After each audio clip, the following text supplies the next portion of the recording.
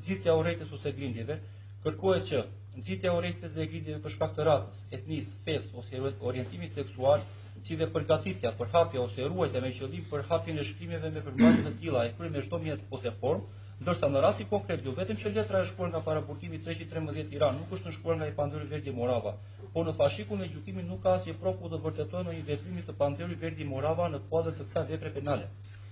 Për më tepër, duhet i kujtojmë gjykatës se në seancën e datës 1/3/2016, përpara kësaj gjykate, u paraqit ngjymë dëshmitar të kërkuar nga ana e mbrojtjes, ku midis tyre ishin persona të besimeve të ndryshme fetare, miq të afërm të Pandori Verdi Morava, ku asnjë prej tyre nuk dëshmoi të ketë para apo dëgjuar të Pandori Verdi Morava që të ketë kryer veprime në kuadrin e nxitjes, së urrejtjes dhe grindjeve për shkak të fesë në rastin konkret.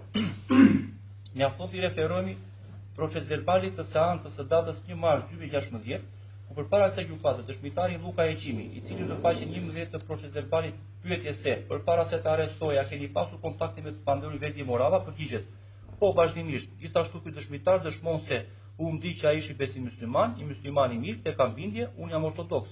Gjithashtu pyetjes në faqen 11 të proces verbalit të seancës: aq sa e njihni ju të Pandori Verdi Morava, keni konstatuar në sjelljen e tij ndonjë thirrje radikale fetare? Ky dëshmitar përgjigjet: absolutisht jo. Interesat e tij nuk janë këtu dhe kjo është çudi për mua kur dëgjova që ai ishte i paraburgosur. Në këtë aspekt edhe dëshmitari tjetër Andrea Gjoni, në faqe 14 të proces verbalit të seancës datës 1/3/2016, pyetje se çfarë besim fetar ke? Përgjigjet: ortodoks. Ky dëshmitar pyetjes: përpara se të arrestohej Pandori Verdi Morava, a shoqëroheshit me të? Përgjigjet: ne asnjëherë nuk i kemi ndërprer marrëdhënie miqësore me Verdin, qysh kur kemi qenë student dhe pak kohë para arrestimit të tij.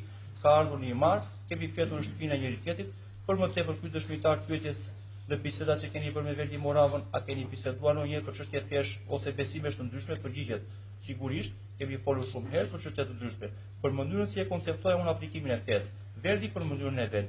Kemi patur marrëdhënie të shkëlqyera, pasi çdo kush respektonte atë çfarë ishte tjetri. Familjet tona kanë marrëdhënie shumë të mira, ai ka ardhur tek shtëpia ime, ku un kam ikona të fesë time dhe nuk më ka paraqitur asnjëherë ndonjë shqetësim të më thoshte unë nuk vi këtu se ti ke ikona. Në këtë aspekt, edhe dëshmitari tjetër, Kristo Sharko, i paraqitur përpara kësaj gjykate, në seancën e datës 1/3/2016 në faqen 16 të proces verbalit të seancës, pyetje se a keni folur për çështje që kanë të bëjnë me besim fetar? Përgjigjet: po, Verdi për besimin e tij dhe unë për besimin tim. Pyetjes: nga takimet e bisedat me të, a keni parë ndonjë shenjë urrejtje kundër besimeve të tjera, veç besim fetar që ai përket? Përgjigjet: absolutisht jo. E në fund pyetjes: a keni qenë gjithmonë komod në bisedat që keni patur me Verdi Moravën për çështje fetare? Përgjigjet: sigurisht. Pra, e nderuar gjykat, në analizën sa më sipër, në asnjë rast nuk provohet qoftë në kuadrin e dyshimit që i Pandori Verdi Morava të ketë konsumuar ndonjë element të veprës penale të nxitja e urrejtjes ose grindjeve parashikuar nga 265 i Kodit Penal.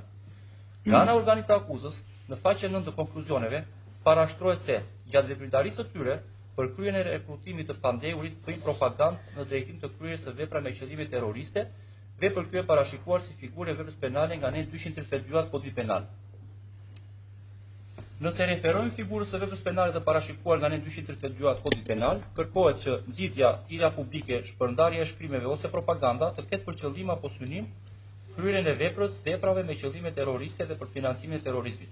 Në rastin të Pandori Verdi Morava nuk kuptohet se si dhe ku është konsumuar kjo vepër penale, nisur dhe nga fakti që në fashikull e gjykimit nuk ka asnjë provë të vetme ky Pandori të ketë nxitur, thirrur, shpërndar shkrime apo qoftë propagandoj kryerjen në një vepre me qëllim terrorist. Në këtë aspekt po i referojmë gjithë dokumentacionet administruar para kësaj gjykate, por dhe mbi marrjen dëshmive të dëshmitarëve si të kërkuar nga akuza ashtu dhe nga mbrojtja. Dhe vetë akuza në këtë pikë nuk ka argumentuar në konkluzione se me çfarë prove dokumenton kryerjen e kësaj vepre nga i Pandori Verdi Morava. I kujtojmë gjykatës se në faqen e 80 të konkluzionit prokurorit, në rastin të Pandori Verdi Morava nuk identifikohet qoftë edhe një dhënë konkrete se si e pas ka konsumuar veprën penale të parashikuar nga 232 ky pandeur. Ndodhur këto kushte, i kujtojmë gjykatës se në fashikullin e gjykimit ndodhi raporti shërbimit datë 26/2/2014, të cilin e citon akuza në faqe 78 të konkluzioneve. Nëse referojmë këtij raporti shërbimi, aty citohet se nga ana jon u shkua pranë xhamisë së Mëzezit, ku konstatua se rreth orës 17 kanë hyrë në xhami shtetasi Bujar Hysa, Zeqiri Meri, Kujtim Tafa, Recep Taca dhe dy persona të tjerë, të cilët ishin qenë në fillim me Recepi me automjeti me targ AA 049F. Ta persona kanë hyrë në një dhomë veçantë, jo në vendin e hapur në xhami ku qëndrojnë besimtarët. Pyetja që shtrohet është ç'lidhje ka i Pandeuri Verdi Morava me këtë episod, pasi referuar ti raport shërbimit, ky Pandeu nuk është midis personave që janë futur në dhomën e veçantë. Ky fakt konstatohet lehtësisht pikërisht nga raporti i shërbimit që u citua më sipër. Por, edhe nëse ndiqet interpretimi i sforcuar që bën akuza, edhe sikur ky Pandeu ishte midis personave që janë futur në dhomën e veçantë, kurse si nuk del nga asnjë veprim konkret i këtij Pandeuri në drejtim të konsumimit të elementeve të veprës penale të parashikuar nga ne 232 Kodit Penal. Këtu i kujtojmë gjykatës se parimi themelor i procesit penal është ai parashikuar nga ne 4 Kodit Procedurës Penale. Parimi i cili fatkeqësisht interpretohet në drejtimin e kundërt nga ana e akuzës, ose të themi parimi i prezumimit të fajësisë, për shkak se i Pandeuri mbrojtur penesh as ka propaganduar, as ka nxitur, por as ka bërë ndonjë thirrje publike siç e kërkon dispozita objekt referimi. Në vazhdim të këtij arsyetimi, me çfarë mjeti ka realizuar nxitjen apo propagandën i Pandeuri Verdi Morava, apo dhe më tej, ku është qëllimi për kryen e vepra me qëllime terroriste nga ky Pandeur, por mbi të gjitha ku dhe si është bashkëpunuar nga ky Pandeur. E nderuar gjykatë, fakti është që në rastet e mbrojtjes penesh nuk ka asnjë provë të vetme në lidhje me veprën penale të parashikuar nga ne 232 Kodit Penal. Organi akuzës në konkluzione parashtron dhe akt ekspertimi numër 967 datë 4/2/2015 në lidhje me ekspertimin teknik, telefoni celular, kartë SIM dhe kartë memorie, ku ekspertit i kërkohet që nga aparatet celular, karta SIM dhe USB të objektit ekspertimit të nxirren dhe të vjen dispozicion të gjitha të dhënat që ruhen te memoriet e tyre, përfshirë ato që janë fshirë dhe ato që mund të rekuperohen. Eksperti në konkluzione u shpërgjigjur pyetjeve, në përfundim nuk ka dalë ndonjë dhënë ku i Pandeurit të ketë kryer ndonjë aktivitet në drejtim të veprave për të cilën akuzohet. Ky fakt del pra dhe nga akti ekspertimi numër 967 datë 4/2/2014, i cili ndodhet në faqen 203 të fashikullit. Prokurori. Akuza, në konkluzione, në lidhje me të Pandeurin Verdi Morava, parashtron se ky Pandeur implikohet në raportin e shërbimit datë 28/12/2013, që shkon për vizitë në shtëpinë e Diamant Rashës. I bëm me di gjykatës se këtë fakt i mbrojtur për neshe ka sqaruar, si në hetime para prake ashtu edhe në pyetjen e tij gjatë gjykimit. Më konkretisht, në proceduralin për marrjen deklarimeve nga personat të cilët zhvillojnë hetime, i mbrojtur për nesh pyetje se në datë 28/12/2013 ju keni shkuar në shtëpinë e shtetasit Diamant Rasha, dhe çfarë lidhje dhe njohje keni me shtetasin Diamant Rasha? I Pandeuri sqaron se me shtetasin Diamant Rasha jam njohur rreth vitit 2009-2010, kur ai punonte në një oficinë automjetesh pranë rreth rrotullimit tek Ish Dogana Tiranë. Unë kam çuar makinën time për riparim, ndërsa ai punonte atje. Mundesh të shkoj disa herë tek oficina dhe kështu hym në muhabet. Ai ishte besimtar musliman dhe kështu jemi njohur. Më pas Diamanti kishte nënën së mur dhe më kërkoi të shkoja në shtëpinë e tij për t'i dhënë një këshill. Kam shkuar në shtëpinë e tij te rruga Siri Kodra dhe jam njohur me pjesëtarët e tjerë të familjes. Data e saktë nuk më kujtohet, por mbaj mend se në celularin tim me numër 067337395 më ka ardhur një SMS e sa më kujtohet nga bujar Hysa, i cili më lat kuptoja se Ebu Amari kishte vdekur. Fillimisht nuk e kisha të qartë se për çfarë bëhet fjalë, aq më tepër që nuk njeh person me emrin Ebu Amar. Në një nga dy xhamit saktësisht nuk e kujtoj, mora vesh se Ebu Amari ishte Diamant Rasha. Kam biseduar me bujar Hysën nëse familja e tij kishte dieni për ngjarjen që kishte ndodhur, nëse ata kishin dieni që duhet të çojnë ndonjë gjë për çop. Tek dera e shtëpisë së Diamantit, jam takuar me babain e tij, si dhe me bujar Hysën, Geci Ban dhe Qyri Mel, të cilët erdhën me makinë tjetër. Kem filluar të bisedojmë normalisht me babain e Diamantit, i cili nuk dinte gjë fillimisht. Në këtë kohë aty erdhi krushku i tij bashkë me një person tjetër dhe i dhan lajmin se Diamanti kishte vdekur. Edhe në pyetjen e këtij Pandeur para sa gjykate, bazuar në 160 kuro procedura bazuar në 166 Kodit Procedurës Penale, ky Pandeur në faqen 67 procedurë verbal të seancës sqaron se me Diamantin kanë pasur marrëdhënie shoqërore, dhe se lajmi për vdekjen e tij e ka marrë nëpërmjet një mesazhi celular i cili ishte dërguar nga bujar Hysa.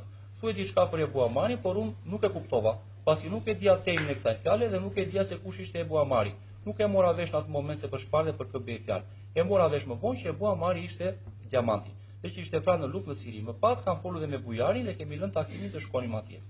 Në lidhje me sa më sipër, është deklaruar nga mbrojtja penesh, nuk kuptohet se çfarë veprimi konkret në kuadrin e një vepre penale të ketë konsumuar, nisur nga qëllimi i provuar edhe sipas transkriptimeve të përgjithshme se shkuarja në shtëpinë e Shaban Rashës ishte për efekt ngushëllimi që siç dihet është zakon apo traditë shqiptare.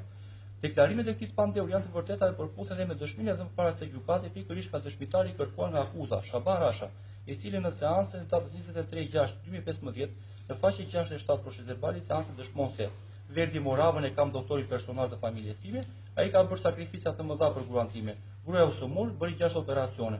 Unë u lidha me Verdi Moravën, pasi djali më thotë, Verdi shumë mjaft për ilaçet mjekësore bio. I thash djalë le të vi. Erdhi Verdi Morava, më dha këshilla, pastaj kam vazhduar rregullisht ai më pinte ilaçet në shtëpi. Nuk e kam dëgjuar ndonjëherë të Pandeurin Verdi Morava të bënte ndonjë predikim drejtim të luftës. E nderuar gjykat, nga gjithë provat shtetësore me dëshmitar të administruar përpara jush, nuk ka asnjë provë ku i mbrojtur ukrainisht të ketë kryer ndonjë prej veprave për të cilën akuzohet. Ky pandeu karakterizohet nga një ndjenjë e madhe për kushtimin e ndihmës në drejtim të personave në nevojë. Me të drejtë këtu kujtojmë dëshminë e dhënë përpara kësaj gjykate në seancën datës 1/3/2016 nga dëshmitari Andrea Gjoni, i cili në faqen 15 të shëndetit të seancës dëshmon se nëse do bie një enciklopedi për bamirësi, në këtë të saj do vjen fotografinë e Verdi Moravës. Para nderuar gjykat, ky pandeu është i bamirës i cili gjithmonë është gjendur në ndihmë personave në nevojë. Pa dashur të bëjmë në përsëritje për sa kemi thënë, kujtojmë këtu edhe dëshmitë e tjera të dëshmitarëve, si pikërisht dëshmitari Bari Banja, i cili në seancën datës 1/3/2016 faqe 17 për Shqipërinë se dëshmon se pasi mjekësia u dorëzua, na la në mëshirën e fatit. Kemi vazhduar me mjekimet e Verdit, pas epikrizës që mora në spital, ku më thanë doktorët se maksimumi që mund të jetojë bashkëshortja është 5 muaj. Kontaktova me Verdin, bashkëshortja përdori kurat që i dha ai dhe tani gëzon shëndet të mirë. Gjithashtu, dëshmitari Vladimir Mujan dëshminë e dhënë përpara kësaj gjykate, seancën datës 1/3/2016, faqe 19 për Shqipërinë dëshmon se Verdi Moravën e ka njohur vitin 2012, e ka njohur për probleme shëndetësore të nusës time, e cila avua nga kanceri. Pasi e nxorra nga kemioterapia me pak shpresa, u bë se vep një vëlla myslyman që më orientoi tek Verdi. Sot kësaj dite nusja është mirë, Verdi e ka trajtuar nusën time me kura për 2 vjet dhe efektet janë pozitive. Të njëjta dëshmi për mjekime të afërme të tyre nga i pandëri Verdi Morava, japin dhe dëshmitarët e tjerë, Luisen Koni, Adrian Askan, Martin Myteveri dhe Krishti Kyshka, të cilët shmojnë ndjenjën e madhe të humanizmit të këtij pandëri dhe njëkohësisht altruizmin e tij kundrejt njerëzve në nevojë.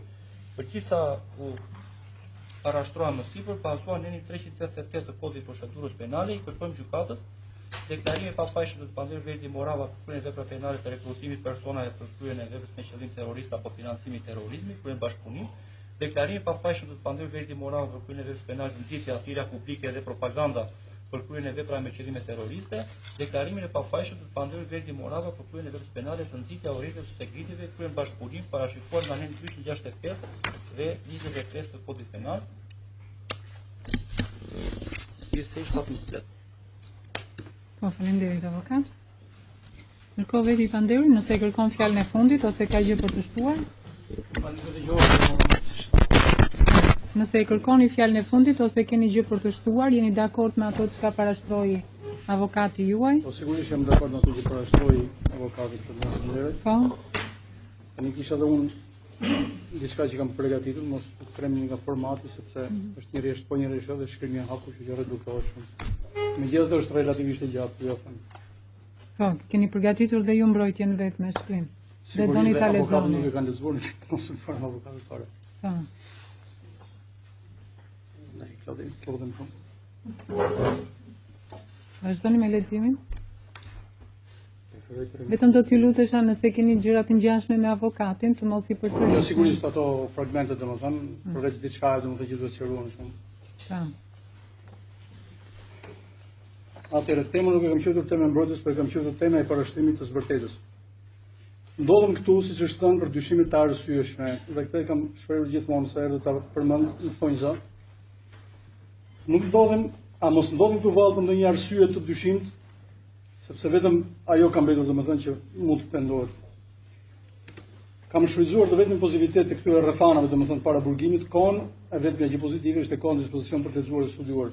Dhe për këtë kam shfrytzuar domethënë edhe për të studiuar edhe në aspektin fetar, të cilën e them edhe këtu para jush, që kam qenë i dobët domethënë, sepse nuk ishte as specifika ime në studime, po nuk desh të lexoj diçka më tepër.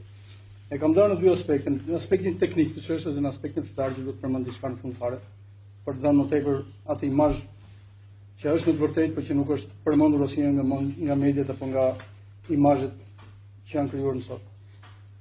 Atëherë aspektin teknik e kam dhënë 4 pika, në akuzat që më janë bërë, në dëshmitë që janë dhënë këtu para gjykatës, deklaratat ose proces verbale të cilat kishin lidhje me mua, ose më mirë njëri kishte lidhje me mua, tjetri kishte lidhje me njëri tjetrin.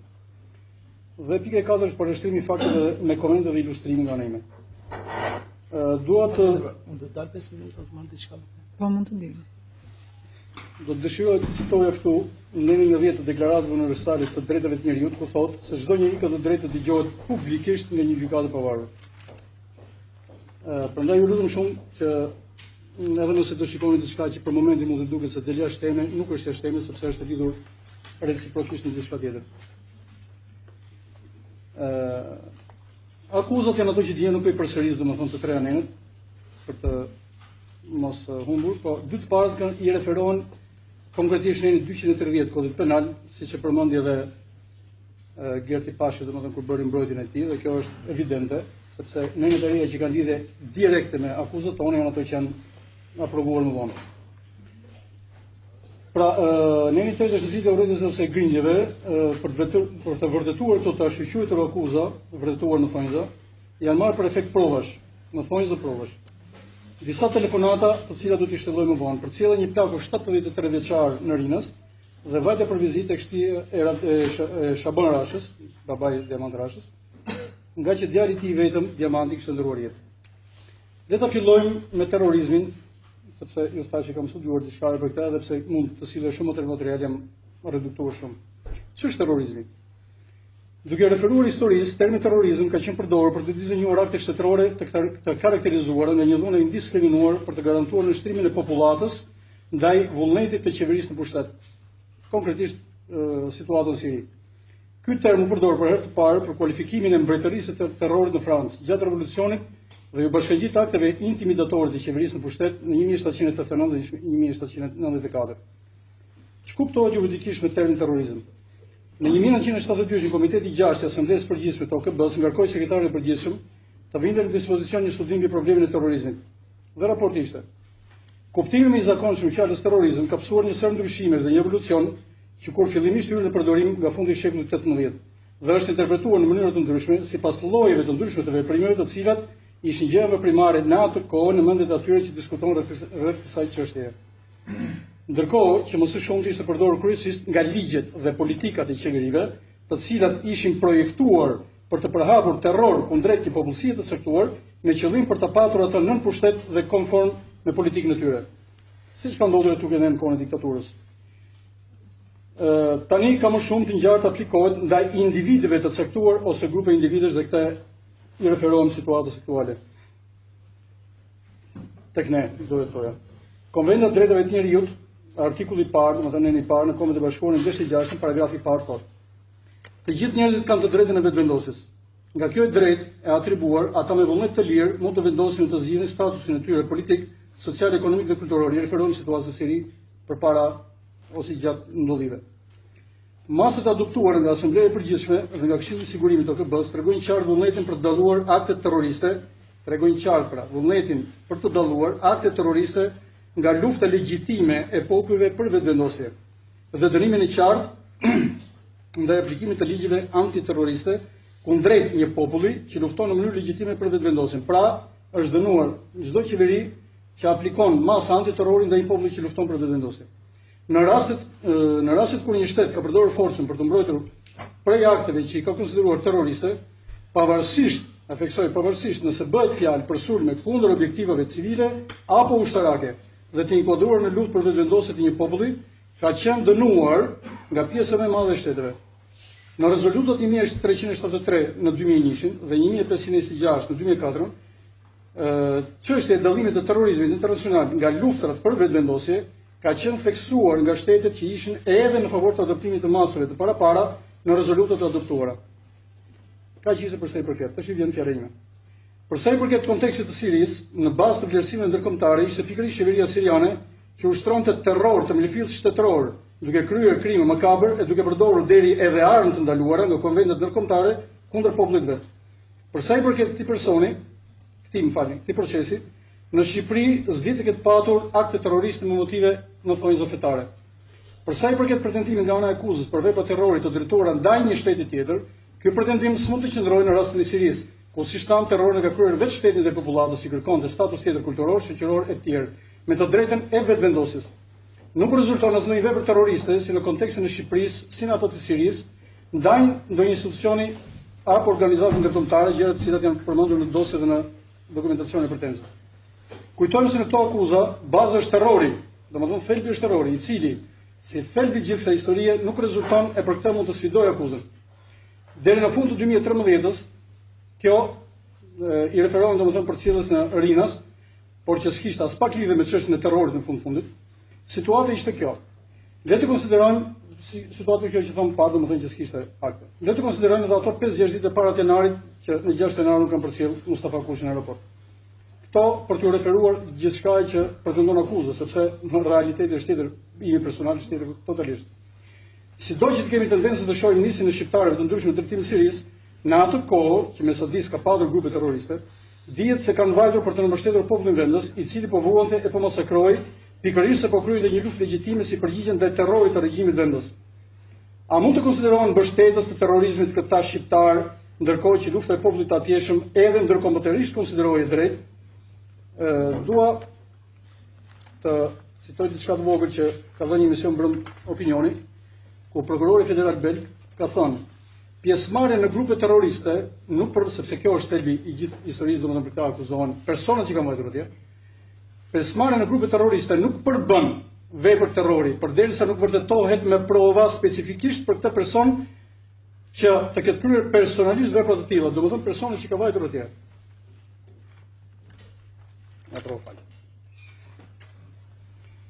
Ndërkohë, mbi Asadin ngrishin akuzat duke krahasuar edhe me Miloševićin, me Sadi, domethënë, me sa më kanë informuar. Të paktën deri në fund të vitit 2013, ose le të konsiderojmë të 6 e para të janarit, nuk kanë patur as ide më të vogël që ishte folur për terrorizëm apo të kishin ndodhur në ndonjë vend akte të tilla. Që në mars 2014-s, para arrestit e deri më sot, di për aq raste sa zhdihet nëpërmjet medjave. Të jemi të qartë. Kto nuk i them as për të justifikuar, as për të paragjykuar personat që kanë ikur në Siri, por e theksoj si qytetar asianë se duhet zgjeruar kënd i vështrimit për të mundur të gjykohen veprimet e njerëzve, apo për të akuzuar të tjerë në lidhje me ta. Akuzat janë të rënda, e për sa më përket, personalisht them, të pabaza dhe të gënjeshtëta. Për sa i përket rekrutimin e nxitës për akte terrorizmi dhe nxitës për grindje urrëtie, deklaroj se kam bërë totalisht të kundërtën në jetën time, por do të shqetësohem më pas. Dëshmi.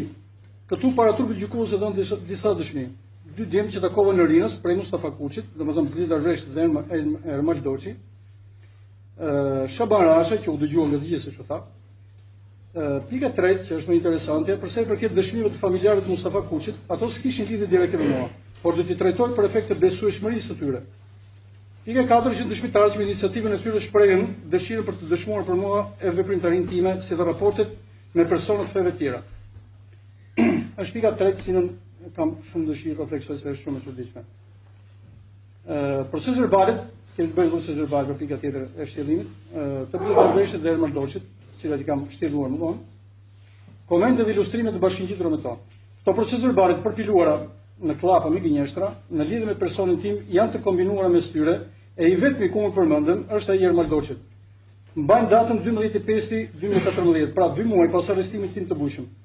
Do të dëgjoni sa kontradiktore e të palogjikshme, sa përpilim mediokër e pa sens do të dalë në pa, në klapa në lidhje me personin tim. Përfitoj të shprehjen time në lidhje me prokurorimin. Si ka mundësi të mos i ketë vënë re, mos vallë si ka lexuar, e ka marrë të mirë qenë në thënit e shkrimit e heronjve të eshtur në thonjza, siç e quajnë kohën e verit. Kam besim, kaq besim paska apo neglizhencë nga ana e prokurorisë, domethënë është kjo. Nuk do të refleksin për proces verbal të përpiluar në fushkruaj më pas të këtyre të dyve personave, këtyre dy djemve. Dhe as dëshmi të dhëna këtu para trupit gjykues që u dëgjuan nga të gjithë. Pikësynim e dëshira ime është pikërisht trajtimi i 2 proces verbaleve të parë në komisariatin e Vollit. Kushdo që posedon logjik të shëndosh, mund të vere kontradiktat fare lehtë e të verë buzën në gaz. Parashtrimi i fakteve me komente dhe ilustrime. Do të parashtroj faktet e çfarë më atribuohet në lidhje me to. Si janë parë nga këndvështrim do të thohet tendencioze keqdashës, që konsiston në të parin e asaj që të gjithë shohin, në pamjet jashtme domethënë. Por që mendon në mënyrë diabolike atë që njëri dhe në marrë nuk mund të ta mendojë. Sepse ndonjëherë, siç thot Nobili Arwin Stone, logjika dhe demonstrimet, edhe pse të pakontestueshme, janë të pafuqishme përballë inercisë dhe dogmës së mendimit të konsoliduar. Në rastin konkret do të thosha të mendimit të fiksuar. Thjesht për ta përshtatur situatën. Fakti është që kjo histori u bë tërkues në një formë mënyrë të çuditshme, pa thelb, e theksoj këtë, pa thelb, por e suportuar fuqimishëm edhe nga mediat. Do të më pëlqente të ishte mundësia e debatit për faqesuesin e akuzës, por kjo nuk është e mundur. Më vjen keq, por duhet të them se mua do të më vinte e rënd paraqitje publikisht me këto të pretenduara argumente në thonjza në lidhje me personin tim konkretisht. Shtillim. Së pari do doja të sqaroj se pyetjet e bezdisshme në thonjza që u bëra dy dëshmitarë Blida Rresht dhe Ermal Doçi, sepse u pa edhe reagimi nga ana e trupit gjykues, ndoshta edhe me drejt sepse u duket se pyetje pa sens. I bëra të tilla në mënyrë që të fillonte të dilte në pas sa të pak çuditshmëria dhe sa i përgjigjej pas sqarimit të realitetit ajo që shkruar në proces verbalin e Ermal Doçit, që ishte ky në lidhje me mua. por edhe çka shkruaj në tjetrën që mban emrin e Bledarveshit. Në lidhje me procesin verbalin e Ermaldoçit ky fundi. Përfilimet e tyre do të shihen nga 3 këndvështrime. Pra vetë i pyeturi në thonjza, e shpjegoj më vonë pse e them në thonjza, mund të gjendë para 3 alternativave gjatë një akti të tillë, por do të konsideroj njërin që më duket më e qëndrueshme. Duke e parë nga ky këndvështrim, mund të flitet për sugjestionim, presion psikologjik, ndoshta edhe fizik. Kjo duke konsideruar thëniet e dëshmitarëve të ndryshëm këtu, apo dëshmitë të dëgjuara si jashtë, ashtu edhe në ambientet e paraburgimit. Si dhe dëshminë e Zeqirimerit, që u tha këtu domethënë që kishin tentuar që të firmose pa realizuar. Mund të flitet për rast imponimi me qëllim firmosin e proces verbaleve të përpiluara me synim të paracaktuar, e që nuk egzagjeroj nëse them manipulimi. Nuk ka rëndësi për mua nëse mua në bien vetë proces verbale kontradikt apo janë të sajuara në të mënyrë, por duke qenë fakti pamohueshëm, përgjegjësia bie një lloj mbi kë e ka drejtuar pyetësorin në thonjza. Mos vallë në kuadrin e një manovre të zhurmshme për të kodruar në lëvizjen ndërkombëtare kundër terrorizmit, duhet të spikaste një grup brenda të cilit duhet të ndodhej një besimtar pamjekër, e kjo ndoshta për të dhënë idenë se nuk është paragjykim ndaj besimtarëve që mbajnë mjekër. Kam dyshimet e mia të arsyeshme se kam dashur të më përdorin këto lloj formash qesharake, por pa e ditur kanë gabuar rënd. Pa dashur të paragjykoj askënd, mendoj se do të ishte më serioze e profesionale që heronjtë të heshtur të ishin më të merituar për detyrën e ngarkuar, jo të pajisur me pavësi e mediokritet, mangësi këto që e shpije njeriu në dobët në qëndrim me servilizmi e frikë për vendin e punës apo dhe forma tjera. Pavësia profesionale, jo vetëm që s'është në gjendje të luftojë krimin siç duhet, por ngarkon me barrën e rëndë të krimit të hipotizuar, të pafajshmit, duke bërë kështu objekt bisedash e debatesh publike e duke cënuar dinjitetin e tyre. Kam konstatuar fatkeqësisht nevojën të provoj pafajësinë time, argument për të cilën është jeta, shpjegoj pse e them fatkeqësisht, argument për të cilën është jeta veprimtaria ime, siç u dëshmova këtu gjatë këtij procesi. A ekziston sot tek ne prezumimi i pafajësisë? Teorikisht po. Karl von Wachters, jurist dhe studios gjerman i shekullit të 19, ka thënë, deri në shekullin e 15 në proceset gjyqësore nuk i takonte akuzuesit të provonte fajësinë e të akuzuarit, por ky i fundit duhet të provonte pafajësinë e vet. Mos vallemi kthyer prapë në mesjet me metodat e inkuizicionit. Doja të citoja për një sekond, për një moment tu, prokurorin belg, njëkohësisht ka folur kur është pyetur për Mark Frokun. Ai u përgjigj se nuk bën të flitet përderisa është akoma në proces timor. Ky quhet prezumimi i pafajësisë, thënë fjalët e mia tani. Ky quhet prezumimi i pafajësisë. E ruajtja e figurës së njeriu deri në vendimin e formës së prerë. Ky i fundit, pra vendimi i formës së prerë, është vërtetuar në raste të ndryshme nga eksperienca se nuk është gjithnjë i vërtetë, dhe kjo ka ndodhur në të gjithë botën.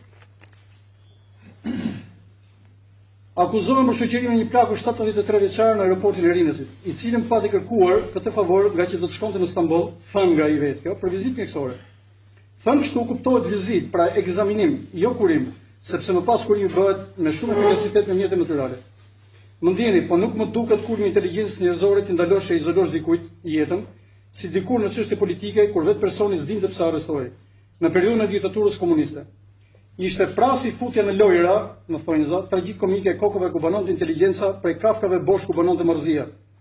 Në fillimet e para pas lirimit, Enverozhi e thot Dalindreut, të mos bëhen arrestime në masë, sepse veprimet e tilla tremin popullin. Bëni kujdes, kapni, arrestoni dhe ekzekutoni njerëz me ndikim që të bëhen shembull për të tjerët, këto bëjnë përshtypje në popull. Sot Ant Bushati thot, më shumë se drejtësia ndaj tyre prandaj nesh, po ndiqet politika e të bërit shembull. Ky ilustrim thjesht për të cituar një burim publik, sepse e kam patur të qartë që me kohë, pra që në fillim. Kur FNSH pra Forcën e Ndërhyrjes Shpejtë po më shoqëronte për në Tiranë, sepse më arrestuar jashtë Tiranës, më pyesin për arsyeën e ndalimit, e nuk dija si të përgjigjesha. Shpreha vetëm habi, të paktën pozitive kjo. Të paktën diçka pozitive në këtë situatë, domethënë sepse spikati që s'kisha humbur aftësinë të habiturit, se njeriu që mbet këtë aftësi ka humbur një kënaqësi tjetër. Duhet të citoj nga grupi parimeve për mbrojtjen e të gjithë burgosurve në çdo formë ndalimi ose burgosje, parimin e 12. Do të mbahet shënim për 1. Arsyet e arrestimit, 2. Kohën e arrestimit, 3. Ndalimin, 4. Dalin për herë të parë përpara një autoriteti gjyqësor. Përveç kësaj, të shënohet identiteti i zyrtarit përkatës dhe informacioni i saktë lidhur me vendin e ndalimit dhe kohën. Dua të bëj një ndërhyrje të vogël. Prokurori kur ka bërë masën e sigurisë, ta që unë këtu e kam thënë në orën 7:40 minuta, domethënë 19:40 minuta darkës, në një kohë që operacioni DA zyrtarisht kishte filluar në orën 3 të mëngjesit, unë jam arrestuar në orën 5:10 të mëngjesit, jam ndaluar domethënë. Kjo ishte për shkak të shkeljes të kodit procedurës penale, për sa i përket paraqitjes para një trupi gjykues brenda një fati të caktuar. Asgjë tillë s'është zbatuar me mua. Pse? Kur mora dini për çfarë ishte ndaluar, mendova se bashkë me mua do të ishin disa qindra të tjerë të paktën, por pashim mrekulluar në thonjza se ishin vetëm 8. Për çfarë arsye? I detyruar, oficeri policisor më mori në pyetje kur ishim në grevurie për 17, sepse kam shpallur në grevurie kur ishim në 313, në prezencë të avokatit Sokol Mengjezi. Unë e pyeta pse unë në mes të 8 vetave mendoj se do të ishin të paktën 200 apo 300 apo 400 tjerë. Ai më tha se kishte patur në mend 25-30 tha, por që i kishin dhënë urdhë vetëm për 8. Pas kam qenë litar oligarke se pas kam ditur. Dua përkujtoj që këtë që thash më parë të Enverozës me Dalin Dreun. Më tha, dëgjoni me vëmendje këtë, më tha se do kem qenë konspirativ. Më kujtua konspiracioni i madh kundër Rusisë. Kim Filpi pas kam qenë? Nderi madh. A e kuptoni që domethënë do të kem qenë konspirativ sipas tij, do të kem qenë. Arsyeja çuditshme pse jam këtu është besimi im, sepse po të mos kisha vajtur në xhami të ndërthurë kjo me disa faktorë human të rastësishëm, është thjesht s'do të isha këtu.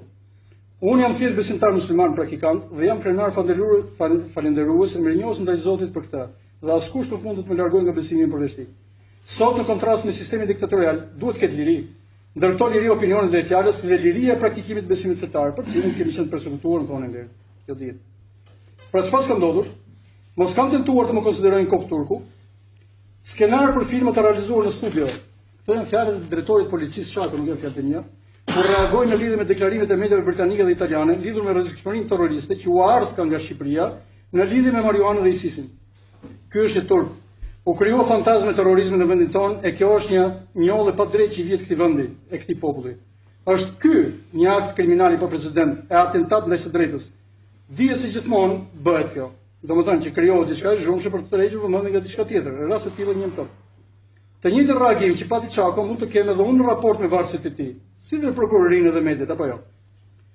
Prokurori i përgjithshëm Llalla dhe jo vetëm ai, është shprehur se kur e kanë pyetur se në Shqipëri s'ka grupe terroriste. Kur është pyetur për ne, ka thënë, ata s'janë grup, s'janë të organizuar, por veprimet e tyre janë individuale. Atëherë pse që kemi hetuar po gjikohemi si grup? Nga i mori këtë informacione ai, të gjithë prokurorët janë varësit e tij apo jo. Ç'është kjo? Rrumpalla dhe shqiptarçe? Qenë njerëzore shumë ndalikuar, po trajtohet nga papësia dhe kompresionet dhe kompleksiteti psikologjik i bashkëqendësorëve të tjerë, dhe kjo në sens negativ për fat keq, në mënyrë unilaterale, pas imagjinuar së largu se cënohet e fyet shpirti, mendja, besimi, pra bota e brendshme individuale, familjare dhe shoqërore, e një krijesë inteligjente si njeriu. Kjo s'mund të ndodhë përveç se kur këta trajtues, të cilët s'kan aftësi pamje tjetër, por veç në sens unik të qenies njerëzore, qofshin këta urdhërues apo zbatues, të jenë të limituar në kapacitetin e tyre shpirtëror, intelektiv e kulturor, pra në deficiencë të vlerave njerëzore në lidhje me veten e më pas me ambientin që rrethon. Këta trajtues si rrëdhim në subkonsciencën e tyre s'mund të kenë konsiderat në radhë të parë për veten e si pasojë as për familjen e shoqërinë që rrethon. Kjo njihet me analiza psikologjike. Kjo duket qartë në mos respektin demonstruar në lidhje me njerëz të cilët kanë familje, të afër me rrethin e tyre shoqëror dhe trajtohen si të jenë robot. Kjo natyrshëm është e lidhur me intelektin e dhuruar që në lindje, por mbi të gjitha me edukimin e formimin që në familje më pas në shoqëri. Që është më e keqja, gjë që sot konsiderohet normale, me këtë ambient është ku normaliteti është normal. Nuk egzageroj nëse mendoj se personat të tillë mund të jenë rrezik potencial për familjen e shoqërinë. Plagë e madhe sot tek ne. Nuk më rezulton se ndonjë prej atyre që kanë kryer krime të rënda si vrasjet të kenë patur brirë dhe ose bisht. Përkundërzi, ka patur për tyre dhe në detyrat e organeve të shtetit, të cilët duhet teorikisht të jenë në shërbim të popullit. Fatkeqësisht sot të drejtat, të maturit e korrektat janë të rrallë.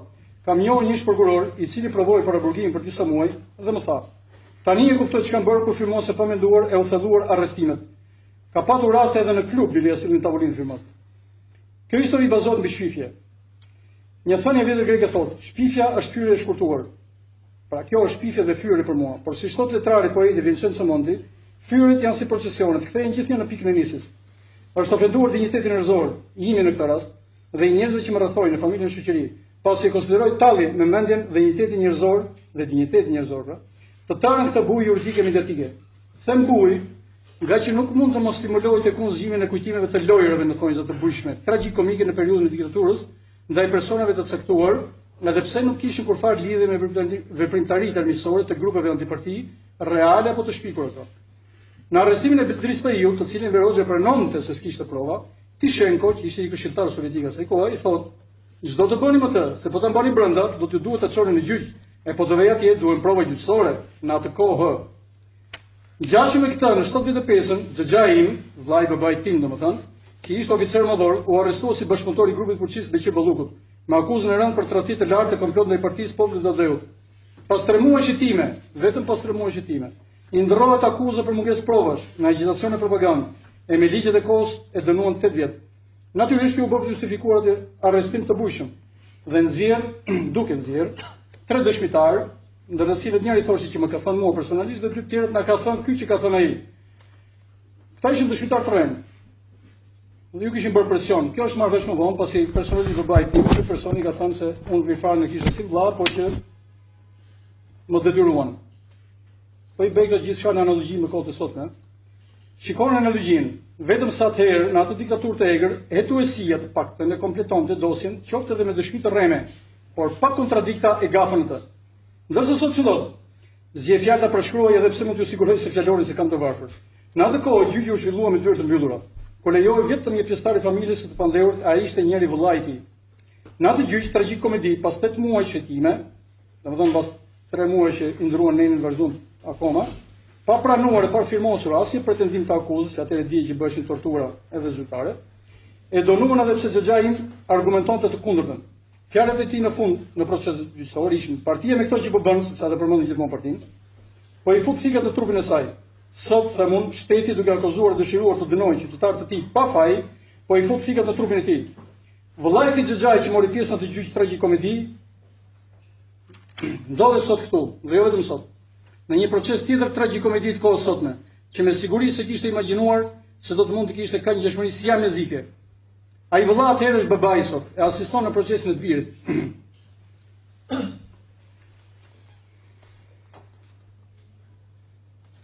Të cilin organi antihuman dhe inkompetent i akuzës i dëshiron 15 vjet burg. Atëherë për ato çështje xhaxhain tim e dënuan 8 vjet. Akuza sot nuk ndryshoi asnjë ende gjatë hetimeve, e na sill në gjykatë siç paraqitet edhe vetë para saj me nenin 231 për rekrutim që s'qëndron për asnjërin rast nga ne. Do të argumentojmë pastaj. Ndërsa neni 232 fraksionale, 265 kanë sesi të qëndrojnë për mua. Kjo pra është një tentativë talljeje e provokimi i hapur ndaj së drejtës praktikimit të besimit të zgjedhur vullnetarisht. Askush mund të bëjë këtë, për më tepër të ndikojë psikologjinë e një besimtari apo atë të publikut ndaj një besimi fetar. Po gjithsesi për këtë është tentuar. Në një vend në Kur'an thuhet: ju patjetër do të sprovoheni si në pasurinë tuaj, në veten tuaj, madje do të dëgjoni ofendime të shumta, por nëse dëroni dhe ruani, kjo është vendimtare. Në tetor 2014, siç thash më parë, shpalla grevën e uris pikërisht sepse më ka shkuar në mendje se janë dashur të më trajtojnë si kavje dhe as që më merrin në pyetje.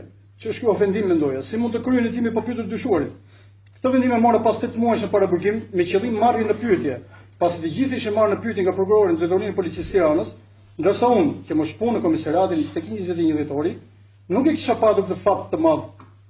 Pra më në fund realizua marrjen në pyetje në prezencë të avokatit Sukor Mingjezi nga oficeri Vledis Nano, e ishte po ajo histori që kisha lexuar në gazetë, se më njëherë dolën në gazeta gjërat e demonizuan gjithë historinë, në një kohë që prokurori federal Belgas nuk pranoi të thotë diçka pa u dhënë vendimi. Nga i marrë informacionet media, pikë pyetje. Vajti në Rinas me Mustafa Kuçin ishte e para. Vajzita tek shtëpia Diamandrash, që kishte shok, kam vajtur dhe prap do të shkoj tek shtëpi.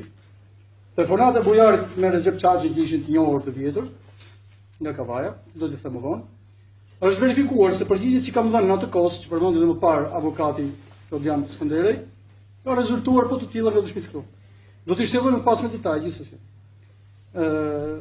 Gjithsesi në këtë grevuri 17 ditore e bëra edhe për shkelje procedurës penale, të cilat në vende serioze përbëjnë shkelje të rënda e kanë pasoja.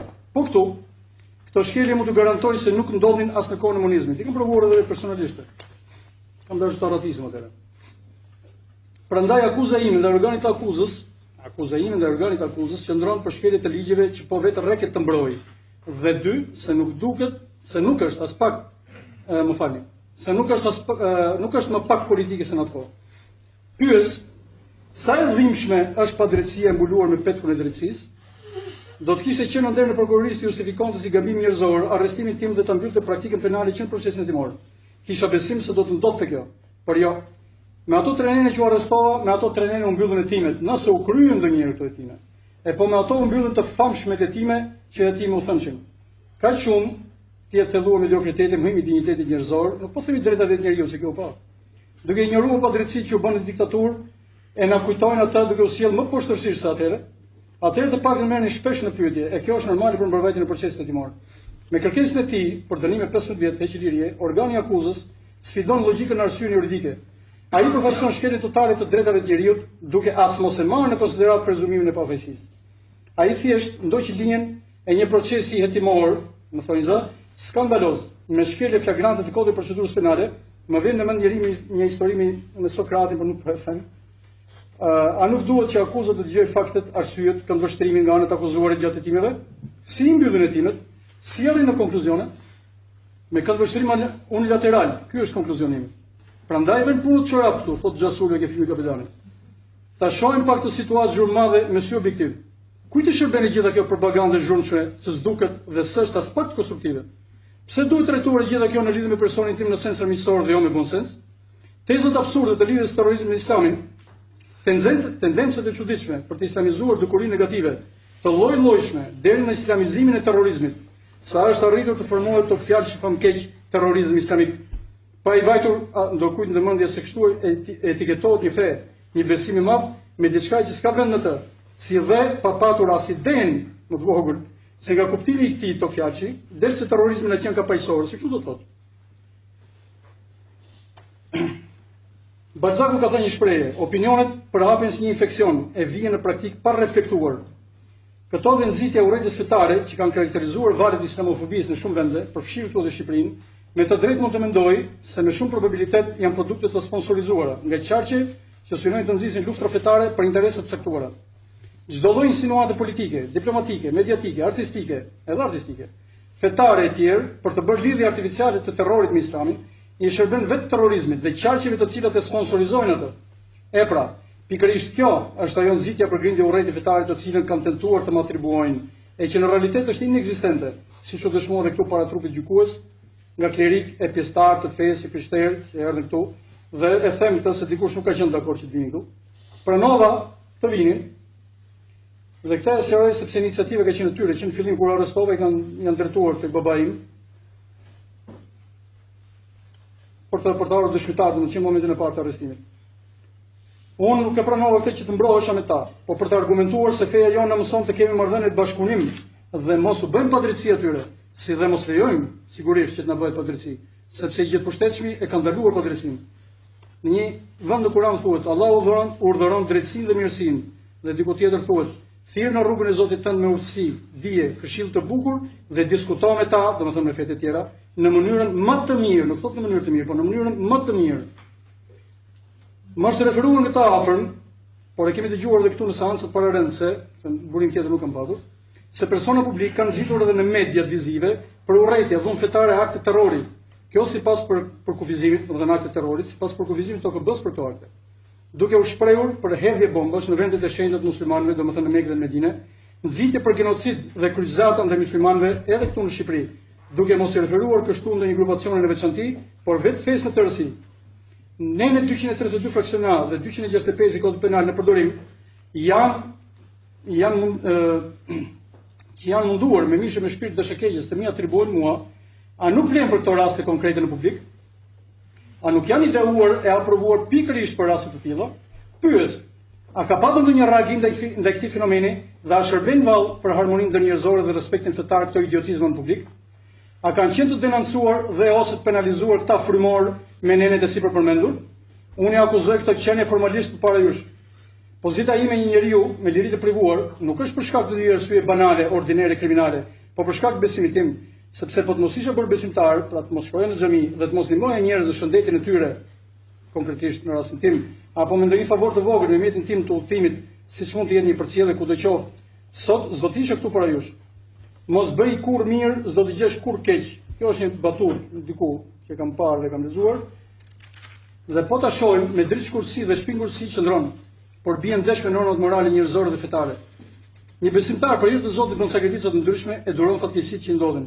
por unë nuk mund t'ja lejoj vetës të jem pre e ndonjë motivi që të më keq të synuar nga ndokush që pretendon me mediokritetin dhe shpirtëngurësinë e vet se mund të trajtojë një qenë njerëzore si kavje, edhe pse mund të tentojë të justifikohet se nuk e ka kapacitetin e mjaftueshëm për të arritur të konceptojë siç duhet, siç do të thotë qenie njerëzore inteligjente. Por të shohë mos përfillje të qenit e vet si njeri. Një profesor i matematik thoshte, nuk është faji i tij, ai që është dhënë, s'mund të logjikoj për te limitit vet. Unë këtë e konsideroj fundim, gjithsesi, sepse nuk mund të pranoj të jemi trajtuar si në gjuetin e dhelprave, për interese të ndryshme malicioze. Abuzohet si me postin, ashtu edhe në para publike, edhe pse thuhet se kjo tashmë s'përkon përshtypje. Duhet, duke inkriminuar një njeri, pa e njohur fare atë në mënyrë banale, e të pas skrupull, si ç'është më e keqja, duket sikur s'u bën përshtypje as që druhen se janë duke shkelur rregullat e ligjit që duhet teorikisht të mbrojnë dhe respektojnë. Çdo derivon nga kjo, ose nuk i njohin këto ligje siç duhet, ose më keq akoma, i keq përdorin. A mos vallë kanë ndonjë arsye të dyshim për të cilën ndodhen sot në këto pozita? Kam pritur kaq shkoj që nxirr një pretendim të ri, sepse pretendimet e simbolizuara me këto nene, që atribuohen, s'kan kurfar lidhje me veprimtarinë time. Çfarë pas kam patur, siç thuhet edhe në dokumentet e akuzës, për të kryer ndonjë nga këto veprime, në thonjza të çuditshme. E gjitha kjo bie erë shpifje manipulim i synuar. Akuzohem gjithashtu për vajtje për vizitë tek shtëpia e Shaban Rashës. Në një kohë që kanë vajtur edhe më parë edhe më pas asaj dite të famshme, në të cilën u bë fotografimi i aktit kriminal në thonjza më të rëndë në historinë e kryeqytetit. Mos vallën duhet kisha shkuar. Tek këtë akuzë thuhet gjithashtu se dy imamët në bashkëpunim me Orion Reshin, Fatin Muslimanin dhe Veti Moravën, kanë arritur të gjenë vendin për xhamin Unaz së re. Ajo që bie në sy për të organizuar çdo gjë aty. Thuhet se kam grumbulluar njerëz, për pjesëmarrjen në ligjëratat e Genci Ballës dhe Bujarysës. Çdo thotë kjo. Siç e kanë realizuar për me, kush janë këta persona? Sikur të qëndronte si fakt ku qëndron kundër ligjshmëria. Thuhet se rezulton njoja e të pandehura me njëri tjetrin, gjë që i bën veprimet e kryera në bashkëpunim. Me këtë arsyetim, pas kanë bërë budallallik sepse pas kanë lënë me qindra e mira terroristë të lirë. Thuhet se janë biznesmenë e mjek popullor. Sqaroj se kam kohë që si të njohim me biznes, e se s'jam mjek popullor. Pasi mjek popullor quhet edhe ndonjë fshatar ignorant diku në vend të humbur, i cili mund të di ndonjë përzierje apo diçka tjetër që dikush mund të ketë mësuar. Naturopatia, që është shkenca e mjekësisë natyrale, është shkencë mjekësore me bazë natyrale dhe përhapur si dhe përfaqësuar nga shkencëtarë profesorë të shumë në fushën e mjekësisë kudo në botë, të cilët pasi e kanë njohur mirë mjekësinë tradicionale, e kanë praktisur atë dhe kanë përqafuar atë natyrale për arsye dhe fakte të qarta. Por tek ne sot, si në çdo fushë, ekziston ende terrë ignorancë lidhur me këtë. Pasqyrohen disa telefonata, disa prej tyre me një transkriptim për të ardhur keq, që ndoshta ndonjë praktikë juridike ende e pashpikur në historinë e njerëzimit, do të mund të trajtojnë ndonjëherë si me ndo pak vlerë në proceset timor, por jo të konsideruar në atë gjyqësor. Turp me të të madhe, por kur s'ka turp bën çfarë të dojë. Këto janë thënie profetike, kjo e fundit. Janë thënë shumë profet. Dëshmitë në gjykatë, pika 2. Me komente dhe ilustrime. Dëshmitë e Blerëveshit dhe Ermadoçit, dëshmia e Shaban Rashës, dëshmitë e bashkëshortes dhe dhëndrit Mustafa Kuçit, atyre që u referuar, të cilat edhe pse s'kishin lidhje direkte me mua, duhet i trajtoj për çuditshmërinë e tyre. Dëshmitë e personave të ardhur për mua, ai ishte pika 4. Asnjëra për tyre nuk provon implikimin tim me akuzat që më kanë tentuar të më atribuojnë. Përkundërzi, gjithsesi duhet të trajtoj në veçantë ato të pikës 3 për ata familjarët e Mustafa Kuçit, për të nxjerrë në pa disa çuditëre si pasojë të çuditshmërinë e tyre në besueshmëri. U prezantuan këtu në sallë dëshmi, në thonjza, me një siguri cinike, duke menduar se do të mund të merreshin parasysh. Dhëndri Mustafa Kuçit Ali Duka thotë: "Një pikë. Makina që erdhi për të shoqëruar, pra makina ime, u fshet tek parkimi poshtë pallatit, pra poshtë balkonit, domethënë këtë e them unë, pra poshtë balkonit, i cili ndodh në katin e 5, 6 apo 7, nuk e kam numëruar, dëshmike që vetëm do pak zgjuarsi nuk tregon. Pse? E para, s'kisha arsye për të fshehur, është idiotizëm vetëm ta mendosh. E dyta, s'ke ku fshihesh, edhe sikur të duash, është asfalt, është parkimi ku s'mund të fshihet as një biçikletë, jo me një makinë. E treta, nëse do të kisha patur qëllim të fshihesh, atë logjik do të kishte të ndalohet pikërisht për balkonin. Do të ishte me logjike, në një hipotezë të tillë, të kisha ndaluar një shesh parkimi tjetër, pasi aty tek kompleksi Maliziane, domethënë, pasi aty janë ndërtuar në rresh pallatet me shesh parkimit e tyre. Është kompleks. Dhe jo tamam poshtë balkonit ku banonte Mustafaj. Ai tha gjithashtu se ja kishte parë Mustafait 500 euro dhe pastaj tha se si ja për kam parë, se kam parë, edhe prapë tha se kishte parë. I merre goja nga troja siç duket sforcoi për të kujtuar ato që i kishin mësuar ndoshta, para se të prezantohej në gjykatë. Pra se ç'duhet të thoshte, ky është dyshimi im arsyeshëm. Sepse në fund për dyshimet arsyeshme këtu. Tha më pas se kishte takuar fare dhe se pas 2-3 javësh mori vesh se ishte nisur. Ra në kontradikt me shoqjen për shtëpinë ku banonin së bashku. Kjo ndoshta s'është relevante. Tha se vjerra e tij kishte parë nga balkoni 2 veta të tjerë në makinë. Në makinë zgjendej asnjë lloj krijesi që merr frymë, aq më pak njerëz që s'kan ku të shihen. Si i pa, nuk është e mundur nga lart të shihet nëpërmjet llamarinës përveç nëse personi posedon sy bionik. Ajo posedon të syza, sepse unë e pyet ajo pa qëllim. Pra shikim të dobësuar sipas dëshmisë së tij. Më krijon bindjen, jo dyshimin, po bindjen, se është udhëzuar nga dokull që ta ludoi për 2 persona që u takuan në terminalin e aeroportit. Më vjen keq për fantazinë dështake të suflerit, sepse është fare e qartë dhe provuar që ata persona i takuan, domethënë, vetë se brenda në terminal pas telefonatës për t'i kontaktuar. Ata kishin bërritur aty duke u nisur nga fushkruaja, dhe kanë dëshmuar edhe vetë dhe argumente të tjera që duhesh. Dhe jo nga Tirana, e s'është parë ndokush tjetër bashkë me ne. Sepse s'kishte kushtetë të ishte, domethënë mund ta ludonte për 2 persona të tjerë jashtë 2 persona, por s'kishte asnjë person tjetër. Dhe nuk e kuptoj pse ta ketë thënë këtë. Për këtë në fashikull ekzistojnë fotografi të realizuara nga heronjtë e eshtur si provë, gjithashtu provë fajza, se ashtu edhe në procesin e varrit të Berdaveshit dhe Elmar Doçit. Në fashikullin e pretensës thuhet, sikur Ali Duka pas ka thënë se unë kam shoqëruar në aeroport, ndërkohë që ai se përmendi asnjëherë emrin tim. Aty e thot me emrin mbi emër. Kalojmë tek dëshmia e bashkëshortit Mustafa Kuçit. Pika parë, paragjykoi mjekrat, duke ofenduar kështu edhe vetë Mustafan që mbante mjekër të gjatë, dhe Mustafa i vërtet mbante mjekër të gjatë deri këtu. Ai se pas ka njoftuar, pika 2, se pas ka njoftuar për qëllimin e udhëtimit qoftë edhe për vizitë në Stamboll, qoftë për Siri, sipas saj, sepse ai thotë se ka thënë. Por i që ka dashur të thotë një të pavërtet, pse? A duhet të na bëjmë këto 2 fakte, pra 2 pika ta edhe bëja të dyshojmë për mungesë sinqeriteti e harmonie mes tyre, duke hedhur poshtë pretendimin e saj për sa i përket harmonisë mes tyre? Mos ndoshta nëse Mustafa i ka patur qëllim që në fillim Sirin, ajo e ka ditur e nga që u vu në pozitë përpara fëmijëve, u pendua nuk tregoi të vërtetën dhe çuditërisht vendosi të bëjë denoncim pas një viti e gjysmë. Mos ndoshta janë thjesht aludime të mia, dyshime të mia.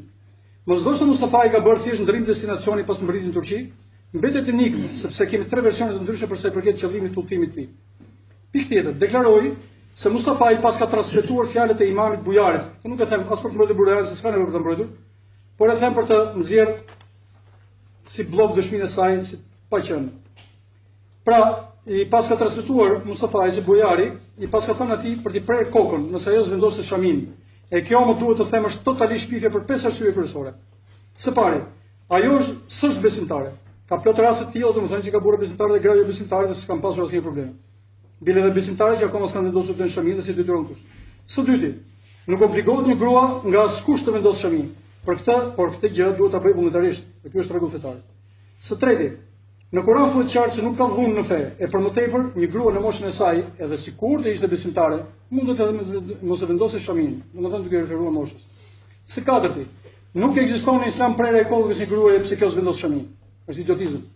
Së pesti, Mustafa i mëse e kam njohur, nuk ishte natyrë të përçonte fjalë që krijojnë pakënaqësi, aq më tepër konflikte mes njerëzve. Kjo ndalohet edhe fetarisht, e ai ishte përkushtuar ndaj fesë, siç dëshmuan edhe familjarët e tij këtu.